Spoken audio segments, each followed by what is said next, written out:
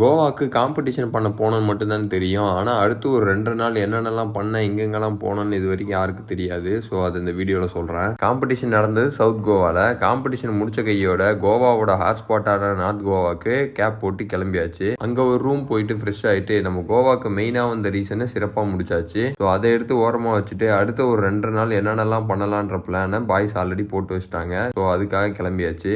நம்ம ஊர்லலாம் காலையில் 9 மணி கடை திறக்கிற மாதிரி இங்கே எல்லாமே நைட்டு 9 மணிக்கு மேலே தான் ஆரம்பிக்குது. ஸோ அன்னைக்கு நைட்டே கோவானா ஒரு சில இடத்துக்கு கிளம்புவாங்கல்ல, அந்த இடத்துக்கு தான் போனோம். அதாவது பாகா பீச்சு. இந்த ஊரில் ஒரு சின்ன வித்தியாசம், பீச்சுனா இருட்டாக இருக்காது. அதுக்கு பக்கத்துலேயே கடையை போட்டு லைட்டிங்கு கொட்டாயெல்லாம் போட்டு அது ஒரு ரெஸ்டாரண்ட் பாராக மாற்றி பாகா பீச்சுன்னு ஒரு பேரை வச்சு டூரிஸ்ட் பிளேஸாக மாற்றிட்டாங்க.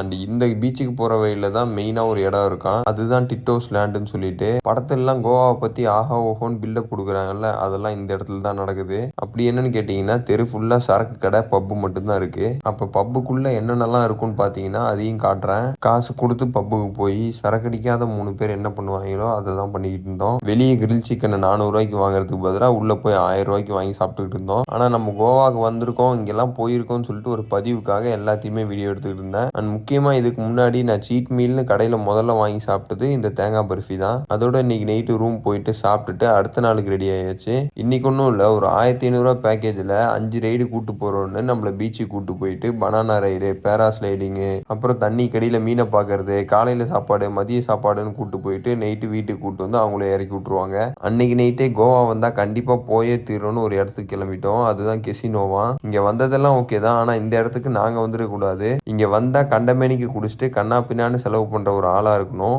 உள்ள போய் பார்த்தா அசால்ட்டா 50,000 1,00,000 கண்ணா பின்னான்னு கேம்லிங் விளையாண்டுட்டு இருக்கானுங்க. ஆனா நாங்க இங்கதான் 500 ரூபாய்க்கு ஆஃபர்லாம் கொடுத்தாங்கன்னு சொல்லிட்டு இங்க வந்தோம். வந்ததுக்கு அன்லிமிடெட் பஃபர்ட்னு சொன்னாங்க. கொடுத்த காசுக்கு சாப்பிட்றான்ற மாதிரி நான் மாட்டுக்கு 5-6 பிளேட்டை உள்ள விட்டுக்கிட்டு இருந்தேன். ஃபுட் ஐட்டம்லாம் ஒன்றும் பெருசா இல்லாமலே நான் மாட்டு ஒரு 3000 கேலரிஸ்க்கு மேல உள்ள விட்டுருப்பேன். அப்புறம் கேம்லிங் விளையாடுங்கன்னு சொல்லி அவங்களே கொடுத்த கொஞ்சம் டோக்கனை வச்சு நெட்ல எப்படிலாம் கேம் விளையாடணும்னு 1 மணி நேரம் படிச்சுட்டு அதை வச்சு விளையாண்டு ஒரு 3000 காசையும் ஜெயிச்சுட்டு வந்துட்டேன். அதோட அடுத்த நாள் கோவாக்கு வந்திருக்கோன்றதுனால வீட்டுக்கு ஞாபகமா ஏதாவது பொருளை வாங்கிட்டு ஸ்வீட்டையும் வாங்கிட்டு இன்னைக்கு 2 ஃபிளைட் மாதிரி ஊருக்கு போகணுன்றதுனால தேவையான கொஞ்சம் ஃபுட்டையும் ரெடி பண்ணிட்டு கோவால இருந்து கிளம்பியாச்சு. அப்புறம் நைட்டு ஃபுல்லா டிராவலிங்கை போட்டு சென்னை வந்து இறங்கினோடனே பாய்ஸ் பசிக்குதுன்னு பிரியாணி கடைக்கு விட்டாங்க. ஸோ அங்க இங்கன்னு சுத்தி கோவா பிளான சிறப்பா முடிச்சாச்சு. ஆனா அந்த 2-3 நாள் நான் அளவா தான் சாப்பிட்டுட்டு இருந்தேன். ஆனா இதுக்கப்புறம் ஒரு 2 வாரம் கண்ணா பின்னான்னு பிஸ்கெட்டையும் கணக்கு இல்லாம சாக்லேட்டையும் சாப்பிட்டுட்டு இருந்தேன். அந்த கதையை நான் அடுத்தடுத்த வீடியோல சொல்றேன்.